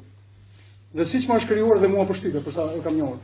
Duhet patur parasysh se ishte një plak i urtë, i ndrojtur, i qetë, nuk përdorte fraza të tilla. Dhe kjo gjithmonë përsa e kam njohur unë. Pikë tjetër. Bashkëshortja, sipas dokumentacionit të pretensës, ka thënë se e kanë mashtruar, ndërkohë që e bija, kur unë e pyeta, dhe jo pa qëllim e pyeta, tha se ishte njeri që merrte vendime në shtëpi, e të tjerë i mriprisin këto vendime, pra ishte person me kapacitet të plot mendor e jo i pandërgjeshëm. Si konkluzion, bashkëshortja e tij shpifi për prerjen e kokës dhe gënjeu për sa i përket shëndetit të Mustafait, se të paktën pikërisht ajo, gruaja, bashkëshortja pra, me siguri e dinte mirë problemin që ai kishte. Është pamundur mos e dinte. Sepse nuk mund të mos e kishte vënë re edhe sikur të kishte qenë indiferente ndaj bashkëshortit të saj, edhe sikur të jetonin në dhomë të veçanta. Për vetë faktin se ai lloj shqetësimi është i thjeshtë për të identifikuar, nga se ka simptoma të dukshme, e për këtë sfidoj këdo, qoftë edhe komision mjekësh. Sa u binte në sy edhe besimtarëve në xhami kjo gjë. Për aq kohë, imagjinoni para se mund të qëndronin një person në xhami. Pse e gjitha kjo? Përse sa të pyeteshin këtu dhe do t'ju këtë mësuj edhe ju, me siguri, për shëndetin e tij nuk jepin një përgjigje normale, por reagon në një mënyrë sikur prisni diçka të tillë, e me njerëzit të ishte diçka për jetë apo vdekje, jepin një përgjigje të tillë që ngjante më shumë me një formë proteste. Këtë nuk e vura re vetëm unë. Kjo më bëri të dyshoj me arsye për ndonjë ideator eventual, kaq ditë shkurtë riziu, e më vjen keq për të. Sa nuk pas ka kuptuar se çështja e shëndetit Mustafait nuk është se përbën as fakt relevant në proces, dhe unë as si kam kërkuar dhe as kërkoj minimalisht të justifikoj vajtjen time në rinës me këtë tezë. Do ta kisha shoqëruar gjithsesi atë vetë apo këtë tjetër, nëse do të përmbusheshin 5 kushte.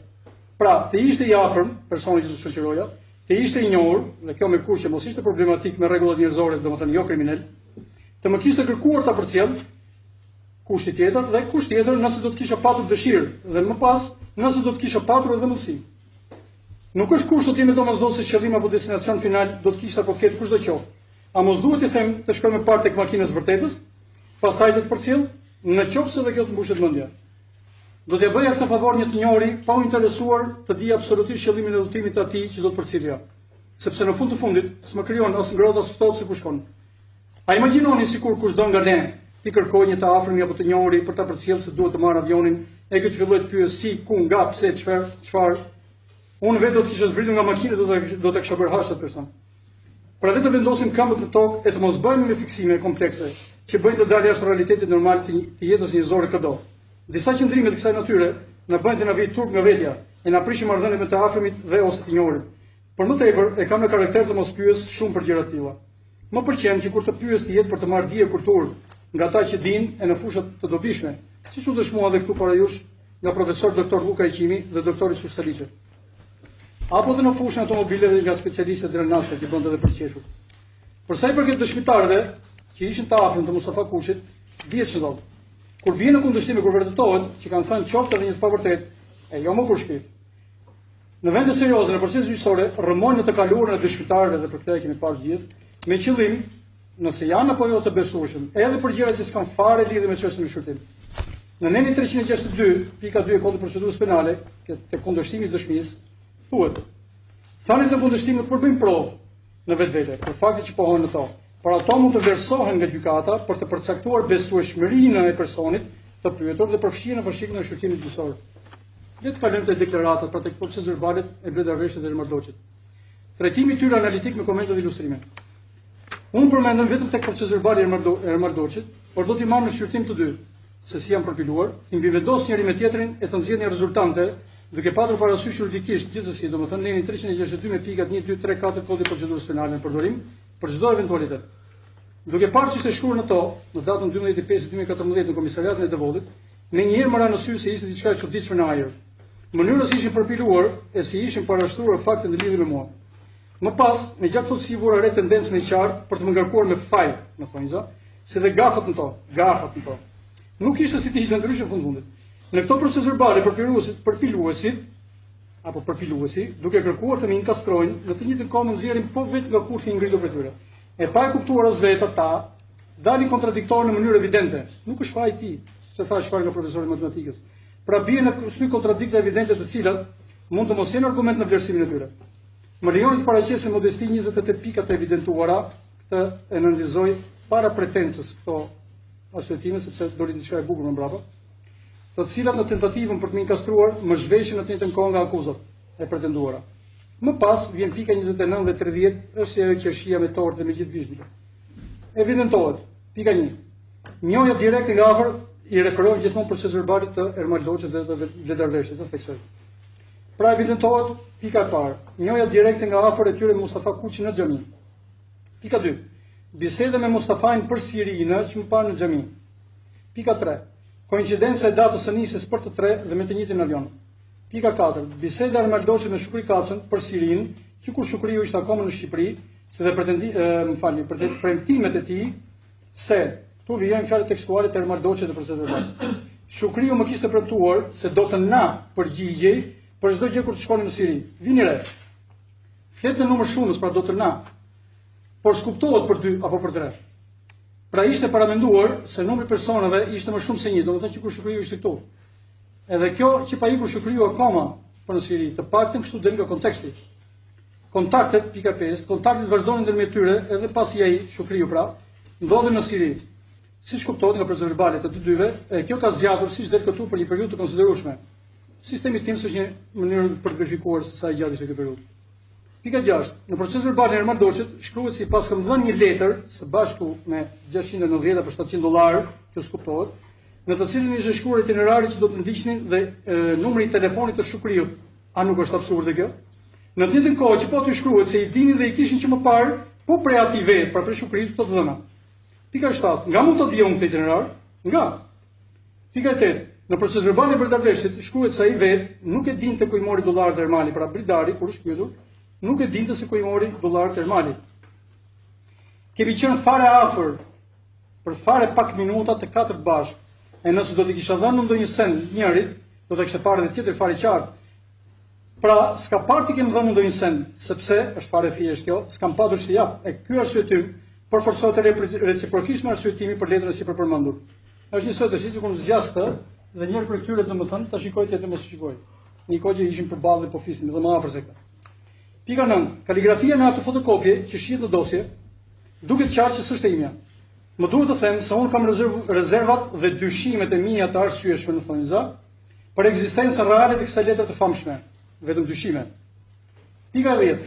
Në proces verbalin që mban emrin e Bledarveshtit, thuhet se Ermal Doçi kishte komunikime të vazhdueshme me Shukriun dhe se fjalët, këto janë fjalë tekstuale të Bledarit tash i vijojnë. Shukriu ka dhënë porosi Ermalit se si do të shkonin deri atje, pra se ç'i itinerar duhet të ndiqnin. Pretendohet që unë pas kam dhënë itinerarin. Pika 11, një absurditet tjetër. Me që pas kam ditur këtë lloj destinacionit Mustafa Kuçit, sipas pretendimeve pra. Përse ja pas kam dhënë këtë lloj letre të çuditshme, aq më pak të dollarit të panjohuri, se ata nuk i njeh, dhe jo atij vet. Pika 12. Nëse kjo letër pas ka qenë reale, sepse gjithmonë kam dyshimet e mia të sulmi ka qenë apo s'ka qenë. Është argument kundër kujt e pak të letër. E megjithatë i lejoj të kalojnë ato dy, sepse kanë marrë e kanë fotokopjuar sipas dokumenteve. Duke kryer sipas kësaj logjike vepër penale. Mos vallë për hir të operacionit, në thonjza, duhet rrezikuar jetët e njerëzve. Pika 13. Shkruhet se Ermali i paska thënë Bledarit për Mustafajin se ky do të vijë me ne në Siri. Kësaj i thon hajde baba të tregoj arët. A nuk ishte vetë Bledari që kishte folur me Mustafa Kuçin për punën e Sirisë në xhami? Këta e thot po vetë Ermali në proces verbalin që mban emrin e tij, nuk e di tash e ka thënë apo s'ka thënë ai. Për kundrejt këtij falsitetit për piluesit, do të jap 5 argumente në kundërpozicion me ta. Ç'kuptim pika e parë. Argumenti i parë. Ç'kuptim ka diçka e tillë kur siç tham, dije që më parë se vetë Bledari pra kishte folur me të për këtë udhim që në xhami. Pika e dytë. Kur i pas kam thënë Ermalit më vete e ai Bledarit, kur që në momentin e takimit derisa u largova, ata erdhën së bashku dhe nuk u ndan nga njëri tjetri dhe as nga ne për aq pak minuta sa ndetëm me ta. Pika tjetër. Para se të takoheshim, s'do kishte patur mundësi t'ia thoshte Bledari Ermali Bledarit, sepse sipas kësaj teorie nuk do të kishte nga të dinte. Domethënë e mori vesh për me. Nëse do t'ia kisha thënë unë, natyrisht do t'ia kisha thënë pasi u takuam, pra kur ishte edhe Bledari po aq afër se ç'ishte edhe Ermali. Dhe do ta kishte dëgjuar po aq qartë, aq mirë sa çdo ta kishte dëgjuar dhe Ermali. Të dy domethënë në të njëjtën kohë. Pika tjetër, është evidente se Bledari, siç rezulton nga procesi verbal i tij, këto ishin 9 pika, më falni. Është evidente se Bledari, siç rezulton nga procesi verbal i tij, s'ka patur dieni e s'ka dëgjuar ti kem thënë unë Ermalit diçka të tillë. Pra, të dy verbal, se po t'ia thosh atë ishte edhe tjetri. Pasi thot, më tha Ermali, kjo analizë për të arsyetuar me fjalët e vet proces verbaleve, kemi të qartë. Pasi është e qartë se djali s'mund t'i tregojë ardhmë babait. Nën pika tjetër. Pak më parë, domethënë përmenda koincidencën e datës së nisjes, koincidencën në fund të datës së nisjes së të treve bashkë dhe jo vetëm si datë, por edhe si orar, pra me të njëjtin avion me të njëjtin kompani. Këto mund edhe të jenë thjesht koincidenca, por bëhen shumë. Pika 14. Po të ishte ndryshe, pra sikur ta dija për Mustafa Kuçin, a nuk do të ishte më logjike të dija dhe arsyeën e udhëtimit që kishte thënë familjes së tij, pra familjes vet, e të kishte deklaruar edhe unë po të njëjtën gjë kur më pyeti oficeri i policisë gjyqësore, pra se po shkonte për umre në Arabi. Këtë arsye udhëtimi e mësova vetëm këtu në gjyq, pra që do të shkonte në Arabi. Qëndron në arsyetimi logjik se do të kisha qenë më i besueshëm në këtë version e s'do të kisha krijuar ato probleme për heronjtë të heshtur e për familjarët e Mustafa Kuçit me çështjen e shëndetit të tij që s'është as relevante për më tepër. Po thoshte të shkonte për umre në Arabi, në fakt edhe çon në aeroport, në mbaroi punën. Pika 15. Shkruhet gjithashtu se në terminal pan një burr plak, se kështu do të ke procedur verbali, pam një burr plak bashkë me një person tjetër, normal si mos njëni, i cili po e drejton të në thonjë za, vini re, mënyra të shprehurit është e para një burr plak, do më thënë sikur nuk njëshim. Dhe tjetër është po e drejton të, është shprehje përdorur identike nga oficeri policisor në dosje, si dhe nga mediat, kur shkruhet për në fillim, të cilat, dyshimet e mia të arsyeshme gjithmonë, kishin të njëjtin burim informacioni, pra nga oficeri policisore, që s'do të them gjëra të tjera më pas. Pika 16. Në proces verbalet gjenden 5-6 paragraf identik. Në të dy proces verbalet, 5-6 paragraf identikë me ato të proces verbalit tjetër. A është e mundur që dy persona të ndryshëm të shprehin në mënyrë identike, precize, me paragraf prej 4, 5 dhe 6 rrjeshtash në letër format 1:1, pra është e konsiderueshme. Për çfarë arsye është vepruar në këtë mënyrë? Pika 17. Sipas dosjes gjithmonë dihet që më parë rreth një javë pak a shumë, dihet që më parë se ata të dy do të iknin atë ditë. E prej kësaj, me që vajti këtë përforcuar me argumente të tjera më vonë, dhe prej kësaj, me që vajti në aeroport u inkriminova dhe unë. Në dosjen e dokumentet e pretenzës thuhet se kishin marrë informacion me kohë se dy persona, tash fillon citoj domethënë ato që ishin në dokumentet e pretenzës, dy persona, kjo është në faqet 17-18, në fund 17-s, fillim 18-s. Dy persona po bëhen gati për të dërguar në Siri sipas bisedave të numrit telefonik të përdorur nga i pandehuri Buriar Ysa. Bëhet fjalë për shtetasit Bledar Veshti dhe Elmar Doçi. Pra është i qartë se ishin duke pritur ata të dy, por sapo më pan, mua më njohën eronj të heshtur nga që shkoi tek shtëpia e Shaban Rashës, kishte ndodhur fakti i Shaban Rashës në 10 orë. Dhe më ka parë në xhami me siguri. Dhe më kishin vënë në përgjigje. Kam dyshime të arsyeshme se kanë fërkuar duart kur më kanë parë kush e di se çfarë menduar. Pika 18. Unë telefonova atyre djemve pasi më kërkoi këtë Mustafaj, nga që ai vetë s'mbante telefon. Siç u dëshmoi këtu nga familjarët e tij. Dhe këtë e kam thënë që kur më morën në pyetjen në tetor të 2014-s, kur ishte ngrevuria. Ai më kërkoi këtë ndoshta nga që nuk po i shih, jo, nuk e shinte. Me këtë fakti dhe poshtë edhe akti tjetër i komedisë, çka është shkruar te dokumentacioni i pretenzës, domethënë se kemi hyrë të gjithë bashkë në një kohë në orën 15:25 në terminal. Pika 19. Pasi kontrolluan Bledar-Veshtin dhe Elmar Doçin, Mustafajin as i ndaluan, as nuk e kontrolluan, as nuk e lënë, as nuk e pan fare ndoshta. Pra, për të zdier ky destinacion për Mustafajin. I lanë të nisin ta dy djemë duke ditur mirë për kulltonin, kjo sipas argumenteve të mësipërme dhe dëshmive të dy djemve këtu, që i uruan e i thanë tjere më radhë. Si mund të lejonin pra, kur ekzistonte probabiliteti se edhe mund të vriteshin, indiferentizëm, arsye të tjera antihumane ndoshta, pikërisht në atë kohë po presoi me shqetësimin e vdekjes së shqiptarëve në Siri, nëpër media. Pas kanë parë të famshme në letër me itinerarin, gjë që përforcon versionin se kishin dhe morën dijeni për destinacionin e tyre. Pra nga do që të rrotullojmë, ka argumente si i lejuan duke e ditur fare mirë që edhe mund të mos ktheheshin më të gjallë. Pika 20. Për sa i përket Mustafajit, jam bindur që ka përfunduar në Siri vetëm për dëshmive këtu në gjykatë, sepse nuk mund të besoj fjalëve të OPG-s dhe më aq pak të medjeve, thjesht nuk u besoj këtyre fjalëve. Ndoshta ka bërë ndrim destinacioni, mendoj, ndoshta e kishte paramenduar, s'mund të shpreh opinion sot kësaj dite. Pika 21. Për sa i përket dienësinë për udhëtimin e tyre, un kam një parim. Nuk i pyes të tjerët se ku shkojnë dhe këta, ju lutem dëgjoni me vëmendje, nuk është gjë e vogël, është çështje karakteriale. Nuk i pyes të tjerët ku shkojnë. Kjo më ka mbetur zakon që në shkollë të mesme. Kur pyeset dikush, përgjigjja ishte një shprehje formul, mos pyet se të rrejnë. Dhe kjo jo vetëm për udhëtime, për çdo gjë. E ishte ofendim kur dikush përgjigje në këtë mënyrë atij që pyeste. Pasi kishte tipa kurioz të bezdisur që pyesën shumë dhe ishin objekt talljeje. Për më tepër, në shkollën time të mesme, që ishte politiktikumi 7 nëndorin në atë kohë sot Arrifulsit, shiheshin shumë të gjëra. Pra e kishin për turp të pyesim, e kjo më shtrënjoi në vetvete. Nëse personi e hap vetë si bisedë e vazhdoi, por jo ta pyes unë. Udhëtimet drejt Turqisë, për më tepër dihet se janë më së zakonshme për shqiptarët për arsye nga më të ndryshmet. E ky fakt përbën çudi. Nga ana tjetër, personat që ishin për udhëtim, besoj se s'kan patur arsye pse të mjaftonin. Me së di, sipas argumenteve fetare, kishin motiv pse nuk duhej të më tregonin. E para, sepse nuk më njihnin. Sipas deklaratës nuk ishte treguar as nënës njëri për tyre, pse do të tregonte mua. E dyta, kjo është ajo më e rëndësishme, domethënë që lidhet me raste të tjera.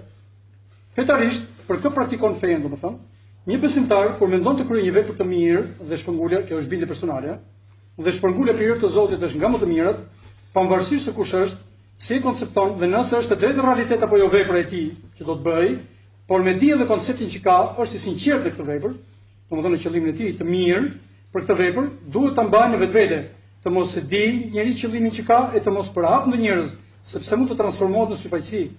Pra, për të dukur dhe jo për hir të Zotit. Kjo në mënyrë të ndërgjegjshme apo të pangjëgjeshme mund të ndodhë, syfaqësia. E mund ta shpjerë jo vetëm në humbjen e shpërblimit, por edhe të kthehet kundër tij në ditën e gjykimit. Këto janë çështje domethënë besimit që janë themelore në një besimtar. Jemi të qartë dhe nuk do na anashkaluar në proces. Pra, mund të kthehet kundër tij në ditën e gjykimit, ku persona të tillë do të gjenden në vështirësi. Pra një besimtar i mirë është shumë i kujdesshëm për këtë. Diamanti që e kisha shoh, nuk më ka thënë, dhe Zeqiri merri këtu domethënë që kanë pasur konfidencë, me siguri këto do të kenë menduar që s'm kanë thënë, se nuk më kanë thënë kur kanë ikur. Nëse Mustafa Kuçi ka patur për qëllim që në fillim Sirin, ndoshta për këtë më tha se do të shkonte për vizitë në Stamboll, me qëllim që unë të mos e kuptoj qëllimin e vërtet, nëse thashë gjithmonë para, mos e kuptojmë qëllimin e vërtet, nga që si arsye, pra qëllimi i vizitës miqësore, si arsye ishte e pranueshme në raport me mua. Edhe pse mua as nuk më kalonte këtë turim thi në mendje një mendim i tillë në lidhje me të. Pra që do të shkonte diku. Si Siria. Kto janë thjesht arsyetimet e mia bazuar mbi argumente. Pika 22. Le të supozojmë për një moment se e dija. Përse do të më ishte dashur ta fsheh? A përbande vallëvepër penale në atë kohë për cilin në rinës do kënd me destinacion Sirin dhe ose thjesht të kishte dini për këtë fakt? S'kam dëgjuar apo parë njoftim publik apo privat, nuk di diçka të tillë. Pika 23. Për sa i përket faktit të kohë qëndrimit në terminalin e aeroportit me të tre bashkë kur u takuam, mund të vlerësohet, siç e thashë edhe kur më pyeti prokurori, sa mund të numërohet ndoshta me gishtat e një dore. Pra aq sa u përshëndetëm dhe sa u shpjegova ç'du e bër për të hipur në avion derisa të uleshin, domethënë çdo hap derisa të uleshin, bile dhe pasi të uleshin. Për të realizuar këtë është natyrshme se duhen parë biletat dhe check-inet, të cilat i kam parë e për t'i parë i kam patur në përduar e u kam kthyer përsëri sigurisht. Këtu nuk ja vlen të bëj lodra fjalësh e të them se personi apo personat s'kishin biletën për Siri, mund të bëj lodra fjalësh por s'ka vlerë. Pika 24. Në të njëjtën kohë, personi që ka lakuar emrin tim, pra Elmar Doçi, në proces verbal, e bën të çuditërisht me lehtësi të madhe, edhe pse rrethanat për të mësuar e memorizuar emrin tim ishin jo të favorshme. Njëkohësisht edhe për mua ka vlerë një gjë, unë as i mbaja mend as i fytyra. Pra s'u mësova dhe memorizova apo fiksova jo emrat, por as fytyrat, e s'kisha motiv pse. Ndërkohë, po ky person, pra Elmar Doçi, ka shumë vështirësi në memorie. Sipas procesit verbalit, identifikohen njëra pikë është nuk mban mend numrin e celularit vet. Një pikë tjetër, s'mban mend emrin e bashkëpunëtarit nga Shkodra që kanë patur në avion, me të cilin kaluan mjaft kohë, ndërsa Bledarit, ky i kujtoi ky emër. Një pikë tjetër, nuk mban mend emrat e personave me të cilat kanë ndenjur në Turqi e në Siri, aq kohë të mjaftueshme sa mund të mbahen mend, sa gjithmonë s'mban mend. Një pikë tjetër, e mungesës memorjes, s'mban mend as i fytyrë persona që në kthim i kanë shoqëruar deri në Stamboll. Udhëtim që ka zgjatur shumë orë. Sipas tanëve tyre këtu, siç dëgjuam, udhëtuan deri në Stamboll 2 ditë e deri në Shqipëri 3 ditë. Si mund të kujtoj emrin në ato rrethana takimi që patëm, pasaj që kohë pas të gjithë atyre peripecish, mënyra si është realizuar përpilimi i procesit verbalit, po e them me delikatesë, më krijon dyshime të arsyeshme për të mos thënë se duket qartë se përpiluesi ka dëshiruar të vënë në evidencë emrin tim. Ndoshta i pas ka pëlqyer. Kam thënë se kam emrin bukur thotë. Pika 25. Çuditërisht duket se më njeh mirë në thonjë zot. E nga mënyra, pra Elmar Doçi më njeh ka shumë mirë, por sa kishte idenë se kush isha. E nga mënyra e lakimit të emrit tim, duket sikur ka raport konfidencial pikërisht me emrin tim. Kjo bie në sy, e duket edhe nga mënyra e përgjigjes, në thonjë zot, në proces verbal. Për kë e ka lexuar sigurisht. Me vëmendje. Pra duket se i pyetur në thonjë zot, flet sikur ditë ka mirë se pyetësi apo pyetësit më njeh shumë mirë mua. Nga e di që ata më njohin shumë mirë, po të konsiderojmë dy alternativat e tjera, para se cilave u gjendi pyeturi, dhe këto mund të mos i përmend, mund të thuhet se kanë rënë dakord për theksimin e emrit tim. Pra ato të dy kanë dëshiruar që emri të vjedhë aty. Por është nga më ndryshme. Duket sikur duhet të sigurohet do e mos hallka që mungon për të lidhur të palidhurin. Mos valli ka munguar fantazia, mos ka qenë i pakujdesshëm nga shkaku i ndërsimit të kundërshtarit, nga lodhja, nga pagjumësia, apo mos ndoshta kishte pirë ndo pak përpiluesi që t'i kanë rrëshitur detaje si ato që nxjerrin evidencë kontradikta të tilla nga bashkëngjitja e dy proces verbalit përpiluara me aq kujdes, në thonjë zë.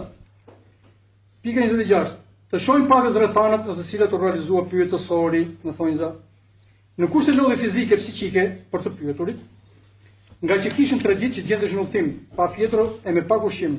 në kushte presioni psikologjik e fizik gjatë pyetësorit sipas dëshmive të tyre këtu, por si përforcim edhe të një personi që ka ardhur këtu Erzengashit, si dhe Zeqiri Meri që dëshmoi këtu që ai kishte thënë firmos pa i lexuar, krijohet dyshimi i arsyeshëm se është dashur të ndërtohen fillimisht ato lloj kushtesh e rrethanësh dhe qëllimisht që më pas të përfitohet për tyre. Pra di se po kthehesh nga një udhtim i gjatë e ndalimi pikërisht në pikën kufitare të Kapshticës, i inskenuar, mendoj unë, ka qenë inskenuar për të krijuar tek ata idenë se kishin qenë në qendër të vëmendjes e se mezi po i prisnin. Kjo për të egzageruar rëndësinë e marrjes në pyetje për të rritur presionin për një dënim ekzemplar, domethënë presion ndaj tyre. E për të lehtësuar qëllimin e vet pyetësit, si dhe lënia në pritje për një kohë të gjatë në funksion të rritjes së nivelit të ankthit dhe të stresit tek viktima. Në thonjza. Këto metodë përdoren duke përfituar edhe nga rrethanat për të rritur nivelin e vulnerabilitetit tek njeriu. Nëse ndokush ka për qëllim krijimin një terren të favorshëm për manipulime në rast të përpilimesh të kësaj natyre. Njihen mirë këto metodë prej kohësh dhe përdoren sipas nivelit intelektiv dhe llojit të karakterit të njeriu. Pika 27. Ktu pa qartë se gjithmonë duke referuar për verbale kjo. Ata njiheshin me persona itinerare të ndryshëm shumë kohë më parë se të më takonin mua, e që s'kishin kurfar lidhje me mua, por që është kërkuar të më atribuohet me aq konfidencë dhe shamirë, se më thonë zot. Pika 28. Në procesverbalet e dy personave në fushkruj, pak muaj më vonë, po të këtyre personave, si dhe këtu në gjykatë në cilësinë e dëshmitarit, nuk u konfirmuan të njëjtat deklarime që ishin në procesverbalet e para në lidhje me mua, pra ato atyre në devot. Pse? Në dokumentacionin e përtencës, në faqen 19 të saj, thuhet se rezultojnë të pasqyruara një sër elementësh të cilët lidhen me qëndrimin volutiv, 3 pike çuditëse mbrapa, të dy subjekteve të përgjuara në lidhje me situatën për të cilën po merren në pyetje. Këtu mbaron pjesa e dokumentacionit. Korrigjoj. Akoma se kishin marrë në pyetje, pra kur ishte ai proces verbal i përgjimit ambiental. E kjo është evidente nga përgjimi. Thuhet përsërisë në dokumentacion. Gjatë bisedës vjetre se ata bëjnë plane dhe flasin duke rënë dakord me njëri tjetrin se çfarë qëndrimi do mbanin deklarime. Këtë kam lexuar unë. Duke thënë që kemi vajtur për studime. Kush ka lexuar, pra ata po bënin plane që kur përgjigjen në këtë formë. Kush ka lexuar proces verbalin e këtij përgjimi, kupton se 1. Si ishin marrë akoma në pyetje e para. E dyta, ankthi dhe frika pse kishin ndaluar. Ideja që të thoshin se kishin qenë për studime, por që nuk pasqyrohet në proces verbale gjatë pyetësorit, më thonë za. Pse? Është natyrale ideja që të krijohet për një presion eventual të formave edhe të kombinuara presioni në fillim apo vazhdim të asaj seance. Seancën më thonë za. Nga që ato të dy planet të thonë za, nuk mundu të realizonin gjatë pyetësorit, por siç vjen të re nga procesi verbalet, ky i fundit kryhet në një lidhje totalisht ndryshme në krahasim me planet e tyre të mëparshme. Pse? Thuhet gjithashtu se në qëndrimet e tyre, pra fjalët këto janë citoj dokumentacionin tani, në qëndrimet e tyre nuk manifestohet asnjë shenjë dhune apo frike siç është pretenduar në proces nga të pandehurit. Së pari,